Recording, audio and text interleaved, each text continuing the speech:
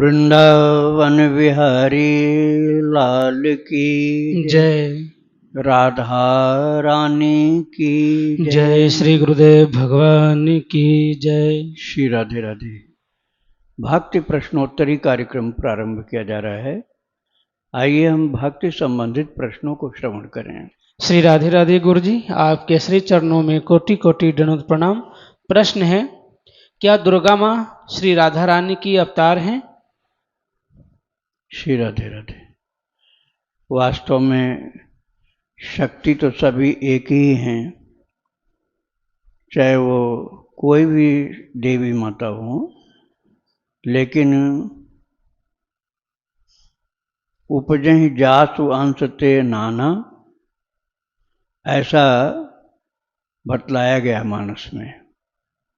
जो सृजत जग पालत हरत रुख पाई कृपा निधान की। भगवान के रुख को पाकर के ही देवी लोग भी अपना कार्य करती हैं। जो सृजत जग पालत हरत रुख पाई कृपा निधान की, भगवान की रुख को देख करके कार्य करती हैं। उद्भव स्थित संहार कारिणी। मानस के बालकांड में जब आप पाठ करते हैं मंगलाचरण का, तो वहाँ लिखा हुआ उद्भव स्थित संहार कारिणीम क्लेश हारिणीम सर्वश्रेयस्करीम सीताम न तो हम राम वल्लभाम। वहाँ सीता जी की महिमा का गुणगान किया गया है कि जो उद्भव अर्थात सृजन करना, पालन, उद्भव स्थिति पालन, संहार कारिणीम सर्वश्रेयस्करीम, सभी का कल्याण करती हैं, वो सीता न तो हम राम वल्लभाम, और राम जी के वल्लभा हैं। उन्हीं से सभी देवियां प्रकट हुई हैं। तो मूल जो हैं वो राधा रानी हैं, सीता जी हैं, वही राधा जी वही सीता जी, और जितनी देवी हैं सब उन्हीं से उत्पन्न हुई हैं, ऐसा वर्णन मिलता है। श्री राधे राधे। इनका दूसरा प्रश्न है, सृष्टि आपकी, ब्रह्मा जी आपके, दिन रात आपके, ये कलयुग भी आपका, माया भी आपकी, सत्य रज तम गुण भी आपके, मैं अर्थात जीव भी आपका ही अंश। इस प्रकार जब सब यह जीव भगवान के द्वारा ही रचित है, तो यह जीव जब कोई पाप कर्म करता है तो उसमें क्या भगवान की कोई भी हिस्सेदारी नहीं? भगवान ने जीव की रचना नहीं की है, जीव सनातन है। आपने गलत समझा है अभी।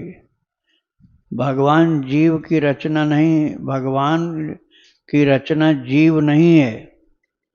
जीव जो है भगवान की रचना नहीं है। भगवान ने कहा है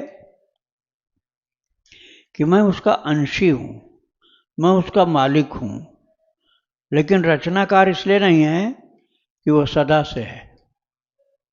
ऐसा 15वें अध्याय में गीता जी में कहा है, ममई वांशो जीवलोके जीवभूत सनातन। सनातन का क्या अर्थ होता है? जो भूतकाल में भी था, वर्तमान में भी है, भविष्य में भी रहेगा, वो सनातन हुआ। तो जीव सनातन है, अर्थात पहले भी था, आज भी, आगे भी रहेगा। जब है ही तो रचना क्या उसमें की गई? रचना तो शरीर की हो रही है, जीव आत्मा की रचना नहीं होती है। वो तो अच्छेद्य है, अभेद्य है, अक्लेद्य है, अशोष्य है। वो काटा नहीं जा सकता, मारा नहीं जा सकता, गलाया नहीं जा सकता, जलाया नहीं जा सकता। भगवान ने पहले ही कह दिया दूसरे अध्याय में गीता जी में। तो जीव जो है अजन्मा है, जीव का जन्म नहीं हुआ, और अविनाशी है, चेतन है, अमल है। ईश्वर अंश जीव अविनाशी, चेतन अमल सहज सुख राशि। जो अविनाशी है, अजन्मा है, चेतन है, अमल है, निर्दोष है, निष्कलंक है, आनंद स्वरूप है, अर्थात जीव की रचना नहीं। जीव पहले से ही था, जैसे भगवान पहले से थे ऐसे जीव भी था। बस जगत की रचना जैसे है वैसा रहता नहीं, नष्ट होता रहता है, इसलिए क्षणिक है। इसीलिए कई बार उसको वेदांत में कह दिया गया है कि असत्य सत हरिभजन जगत सब सपना, स्वप्नवत है, स्वप्नवत है। मनुष्य का शरीर स्वप्नवत हो सकता है, लेकिन मनुष्य का आत्मा स्वप्नवत नहीं हो सकता। इसलिए भगवान मालिक तो हैं, लेकिन रचना नहीं किया। रचना इसलिए नहीं किया कि पहले से ही थे हम। जब हम पहले से ही थे तो रचना करने की बात ही नहीं आई। जब नहीं होते तभी तो रचना करते हो। बस मालिक हैं, वो स्वामी हैं सबके, और हम उनके सेवक हैं। इसलिए हमको स्वतंत्रता मिली हुई, कर्तव्य करने की स्वतंत्रता मिली हुई। जब कर्तव्य करने की स्वतंत्रता के साथ साथ अहंकार हमने पाल लिया, अहंकार हमने अपनी गलती से किया है। कर्तव्य की स्वतंत्रता तो है, लेकिन अहंकार हमने अपनी मूर्खता बस इकट्ठा किया कि हम सब कुछ कर सकते हैं, सब कुछ कर सकते हैं। इस अहंकार में अनुचित कर्म करता है और सत्कर्म नहीं करता। निरहंकारी होकर भगवान के प्रति समर्पित नहीं होता। तो गलती तो खुद किया है, तो भगवान क्यों भोगेंगे? कर्ता हम बनते हैं जबकि अकर्ता हैं, परमात्मा के सेवक हैं। तो परमात्मा के सेवक न बन करके मालिक बनते हैं, इसलिए दंड हमको मिलता है। श्री राधे राधे। हर ब्रह्मांड के अपने एक ब्रह्म होते हैं, 4 मुखी, 8 मुखी इत्यादि। महाराज जी, क्या वहाँ की पृथ्वी भी ऐसी ही होती है जैसे ये पृथ्वी? कृपया भ्रम निवारण करें। अनेकों ब्रह्मांडों का क्या प्रयोजन है? श्री राधे राधे। आप उत्तरकांड पढ़ेंगे जब, मानस का उत्तरकांड, रामचरित मानस का, तो वहाँ वर्णन किया गया है, राम गहन कह भुजा पसारी। राम ने अपने हाथ से हाथ फैलाकर काकभुचुंडी को पकड़ना चाहा। काकभुचुंडी जी भागते हैं और वो भागते जा रहे हैं, भागते जा रहे हैं, भगवान की भुजा पीछे लगी हुई। उन्होंने देखा कि राम की भुजा पीछे लगी हुई है, ठाकुर जी का हाथ पीछे लगा हुआ, पकड़ना चाहते हैं कौए को, और कौआ रूप धारे काकभुचुंडी जी उड़ते जा रहे हैं, उड़ते जा रहे हैं। तो वहां वर्णन है कि सप्तावरण भेद कर, सब जितने आवरण थे ब्रह्मांडों के, सबको भेदन कर गए वो, और एक नहीं अनेकानेक ब्रह्मांड में गए हैं, और वहां भी राम जी की भुजा पहुंची हुई। इसलिए वो जब सब प्रकार से थक गए, तब अयोध्या में आकर के राम के चरणों में गिर गए। राम जी ने फिर उनके ऊपर कृपा की है, ज्ञान प्रदान किया है, भक्ति प्रदान की है।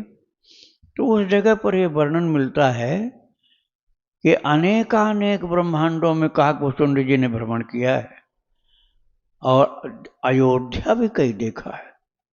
एक अयोध्या नहीं, जो अयोध्या हम लोग जानते हैं वो तो एक ही जानते हैं, लेकिन ऐसी अनेकानेक अयोध्याओं का दर्शन किया है काकभुचुंडी जी महाराज ने, और हर अयोध्या में राम जी एक एक दिखलाई पड़े। अब बताओ फिर कहाँ से बुद्धि गम्य हो सकता है? तो भगवान के अनंत ब्रह्मांड हैं, इसलिए रोम रोम प्रतिलागे कोटि कोटि ब्रह्मांड। भगवान के हर रोम में न जाने कितने ब्रह्मांड निवास करते हैं। तो ब्रह्म सृष्टि जिम अचल अनादि, तो भगवान की सृष्टि है, वो ब्रह्मा को माध्यम बना देते हैं, शिव जी को माध्यम बना देते हैं, विष्णु को माध्यम बना देते हैं, और खुद करते हैं, कराते हैं कार्य। तो ये उनकी इच्छा पर है कि किस लोक में, किस ब्रह्मांड में, किस समय का क्या कार्य कराएंगे। उसको पूरा पूरा कोई जान नहीं सकता, क्योंकि जानने के परे का विषय हो। श्री राधे राधे। इनका अगला प्रश्न है, महाराज जी, एक प्रश्न के उत्तर में आपने बताया कि भगवान ने अपने कल्याणकारी मनोरंजन के लिए यह सृष्टि बनाई। इसका क्या मतलब है? अगर सभी जीव अपने सूक्ष्म आत्म रूप में रहते तो क्या बिगड़ जाता? सूक्ष्म रूप में रहने पर उनको कर्तव्य करने का मौका नहीं मिल सकता था।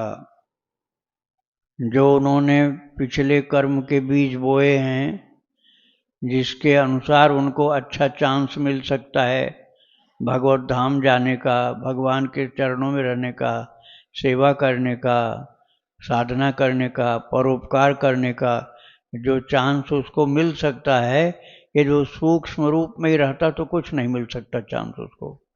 इसलिए भगवान ने उसको मौका देने के लिए अलग अलग जब कल्प होते हैं तो फिर से उसकी रचना कर देते हैं। जीव तो वही रहता है लेकिन उसको शरीर दे देते हैं, और फिर शरीर जब मिल जाता है तो तन बिन वेद भजन नहीं वरना, बिना शरीर के तो भजन नहीं होता, और बिना शरीर माध्यम खलु धर्म साधनम, शरीर के द्वारा ही धर्म का साधन होता है। इसलिए उस इंस्ट्रूमेंट, उस अपरेटस जिसको शरीर बोलते हैं, ये नहीं दिया गया होता तो जीव सदा मांगता ही रहता कि हमें भी तो कभी दो मौका, हमें भी कभी दो मौका। तो भगवान ने बहुत सारे मौके दिए, कभी उसको बना दिया ऊंट बना दिया, कभी गधा बना दिया, कभी हाथी बना दिया, भगवान की सेवा कर सके तो कर। अब नहीं किया, उसने उपद्रव मचाया, जंगल में मार धाड़ किया, फिर मनुष्य बना दिया।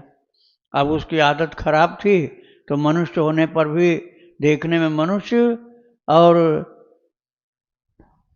मनुष्य की जगह पशु का आचरण करता है।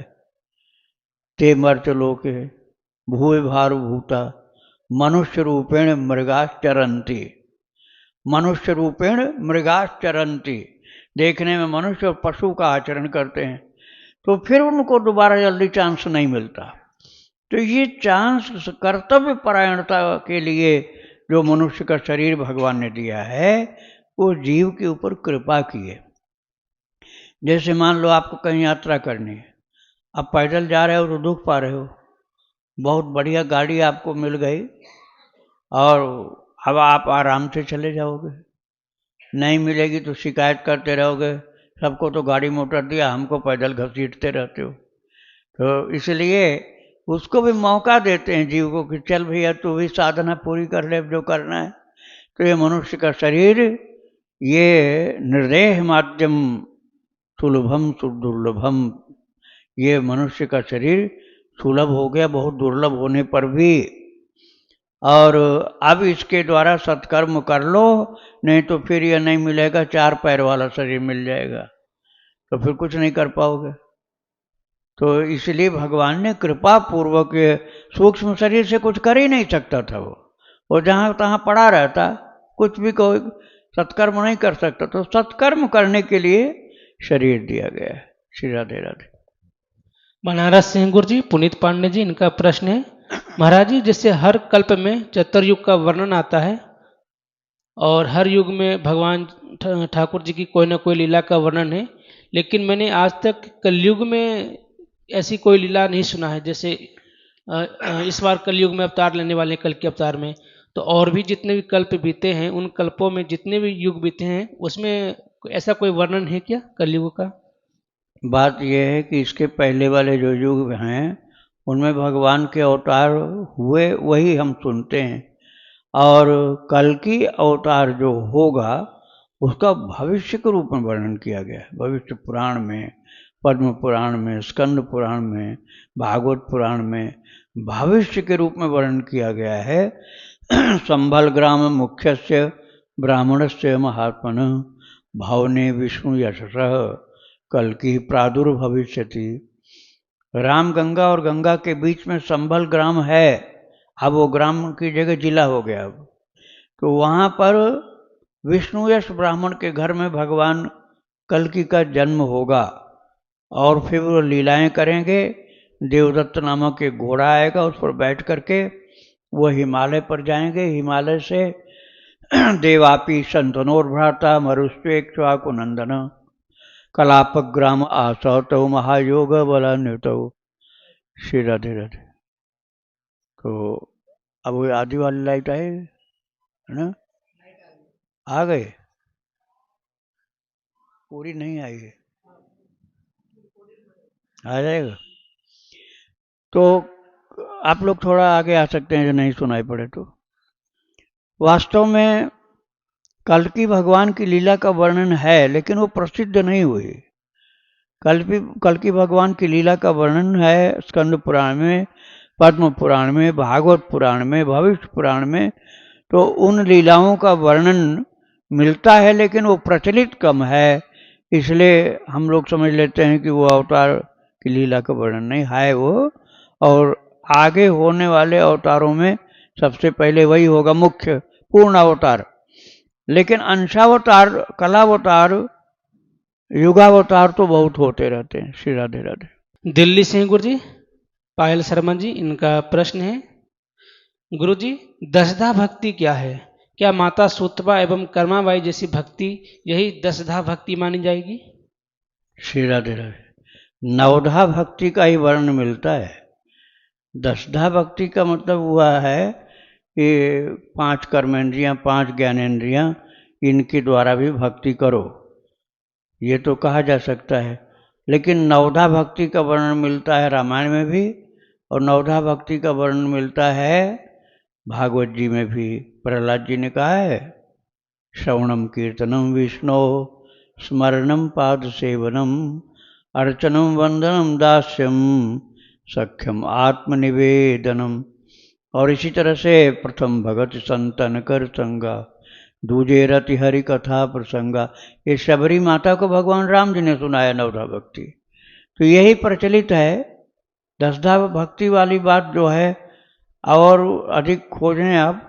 मैंने तो जो समझा है वही है कि 5 ज्ञानेंद्रियों से, 5 कर्मेंद्रियों से भगवान में जुटे रहो, ये दशधा भक्ति। श्री राधे राधे। इनका दूसरा प्रश्न है, मन और बुद्धि में क्या अंतर है? मन मनन करने के लिए होता है। जब आप किसी चीज को मनन करते हो तो वो अंतःकरण की इंद्रिय, अर्थात भीतर की इंद्रिय जो जिसका गोलक नहीं दिखलाई पड़ता, बाहर की इंद्रियों का गोलक दिखता है। जैसे है कान, तो कान का एक इतना बड़ा बनाया गया है ढांचा सा, इसको गोलक बोलते हैं, उसमें छेद है जिससे हमको सुनाई पड़ता है। आँख, तो ये नेत्र का गोलक है, लेकिन मन का गोलक कहीं नहीं दिखता।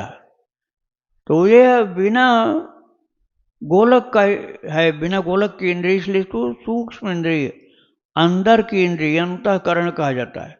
मनन करने वाली चीज का मन करने का क्रिया करता है, इसलिए मन बोलते हैं। और बुद्धि का अंतर ये, मन और बुद्धि का अंतर ये है कि बुद्धि निर्णय लेती है।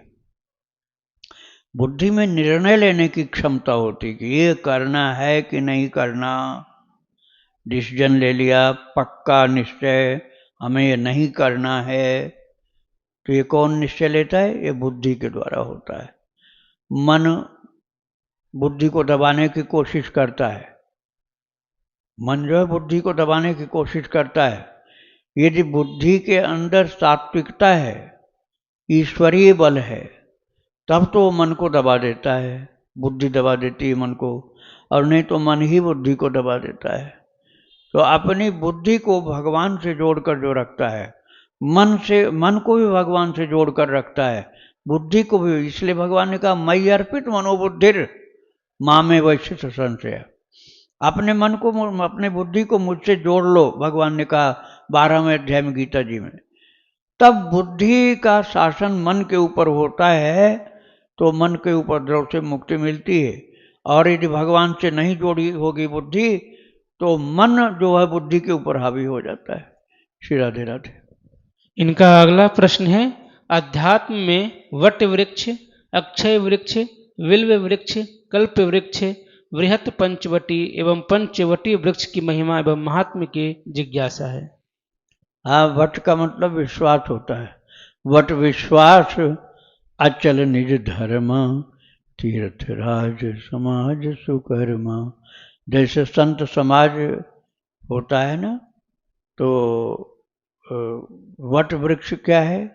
विश्वास है। संत समाज में प्रयाग, जैसे प्रयाग में क्या है? अक्षय वट है।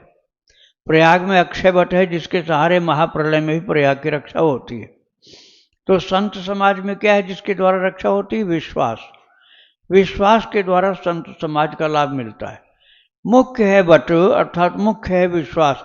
बिन विश्वास भगति नहीं, तेहि बिनु द्रवहीन राम। राम कृपा बिनु सपने हूँ, जीवन लह विश्राम। तो वट जो है, वट छाया वेदिका बनाई, श्री निज पानी सरोज सुहाई। अपने चित्रकूट वास में जानकी जी ने वट की छाया में वेदिका बनाई थी, जहाँ बैठी मुनिगण सहित नित श्री राम सुजान। सुनई कथा इतिहास सब, आगम निगम पुराण। तो वट जो है भगवान की कथा कहने के सुनने के लिए मेन चीज है, अर्थात विश्वास। वट की छाया में ही सुखदेव जी महाराज ने राजा परीक्षित को भागवत सुनाया था। आप कभी सुखताल जाएंगे तो आप देखेंगे कि वट की छाया है, जिसके नीचे सुखदेव जी ने परीक्षित महाराज को भागवत कथा सुनाई। वट अर्थात विश्वास। विश्वास के आश्रय में ही अविश्वासी को कोई लाभ नहीं मिलेगा। जो विश्वासी होगा, श्रद्धावान होगा, उसी को कथा का लाभ मिलेगा। इसलिए मुख्य चीज यही है, और जो है और सबका महत्व उतना नहीं है। जैसे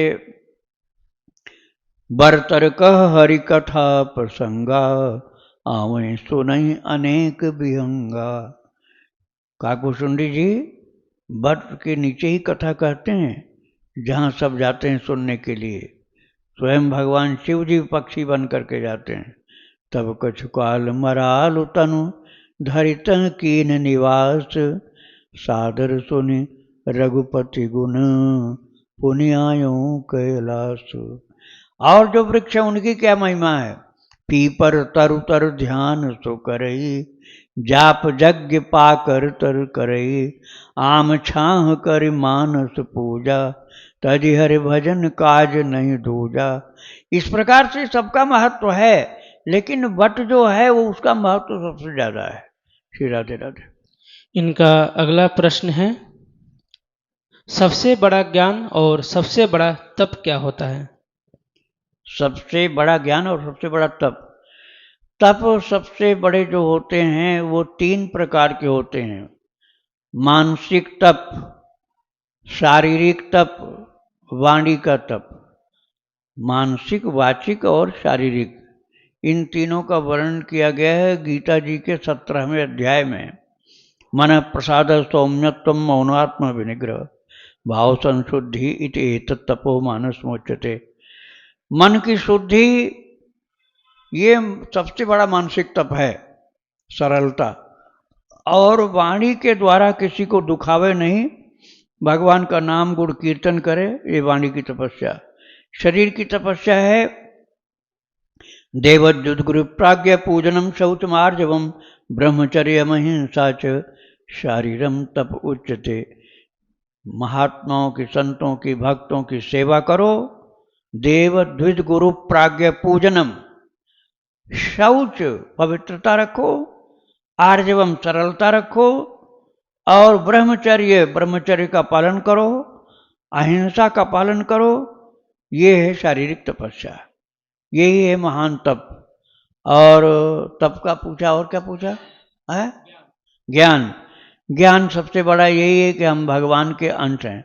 ये जो हम भक्ति मार्ग की बात करेंगे तो भक्ति मार्ग में सबसे बड़ा ज्ञान ये कि हम भगवान के अंश हैं, और भगवान के अलावा दूसरा अपना कोई नहीं। मैं भगवान का हूँ और भगवान ही मेरे हैं केवल।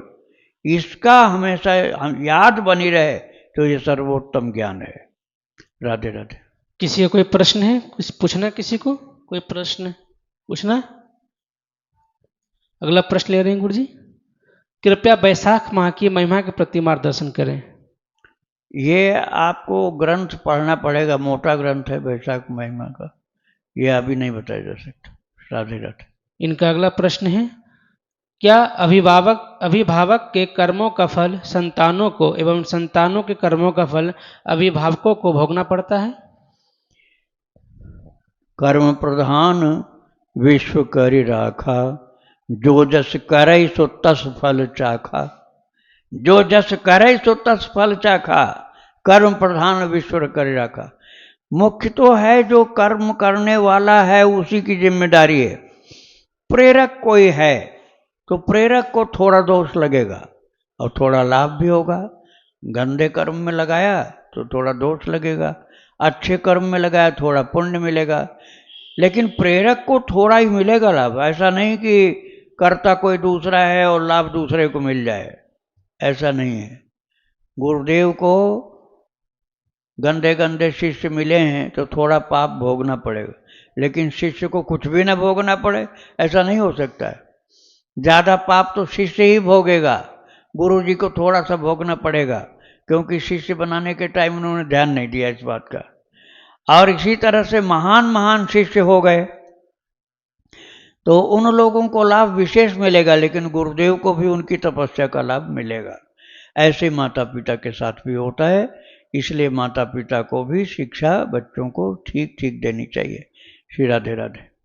इनका आखिरी प्रश्न है, हमारी साधना सही दिशा में जा रही है या फलदायी हो रही है, इसकी अनुभूति किस प्रकार की होती है और यह कैसे पता चलता है?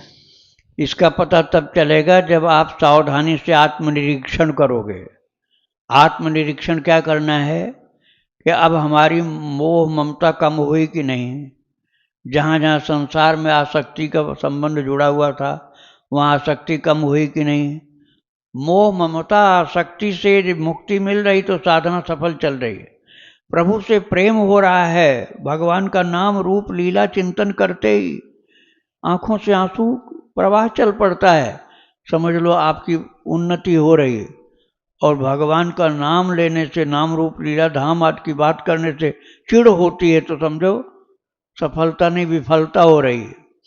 तो आपको आध्यात्मिक विकास की तरफ गति हो रही है तो समझो लाभ हो रहा है, और नहीं तो अवनति हो रही है। राधे राधे। राधे राधे गुरु जी। मेरा एक प्रश्न था कि जो हमारे भूतकाल अतीत में कुछ ऐसी घटनाएं घटती हैं, तो मतलब जो अभी वर्तमान में काफी मतलब चिंतन में जो भूतकाल की घटनाएं जीवन में घटी हैं कुछ ऐसी विपरीत, तो वर्तमान के चिंतन पे वो काफी ज्यादा असर डालती है भजन पे, और बार बार उनका ही चिंतन आ रहा है, मतलब नाम जप में भी अवरुद्ध वो करती हैं। उसको कैसे हम भूल सकते हैं? उसको दूर करने, अब माइक दे दो इनको। उसको दूर करने के लिए उससे ज़्यादा पावरफुल, अभी तुमको थोड़ा सा दांत में दर्द हो रहा, मान लो तुम्हारे दांत में थोड़ा सा दर्द हो रहा, बैठ जाओ, और हल्का सा दर्द हो रहा है या सिर में हल्का सा दर्द हो रहा है, और उसी समय कोई मारे चाकू जोर से है। अब बताओ चाकू वाला दर्द रहेगा कि सिर वाला दर्द रहेगा? चाकू वाला ही दर्द रह जाएगा, सिर वाला दर्द भूल जाओगे। प्रभाव किसका हो रहा है? उसी का मुख्य असर होता है। अब हल्की चीज गायब हो गई, भारी वाली रह गई। ऐसे ही भगवान से यदि प्रेम करने लग जाओ तो जितने खुरापात चल रहे हैं उपद्रव मानसिक और पिछले वाले, वो सब खत्म।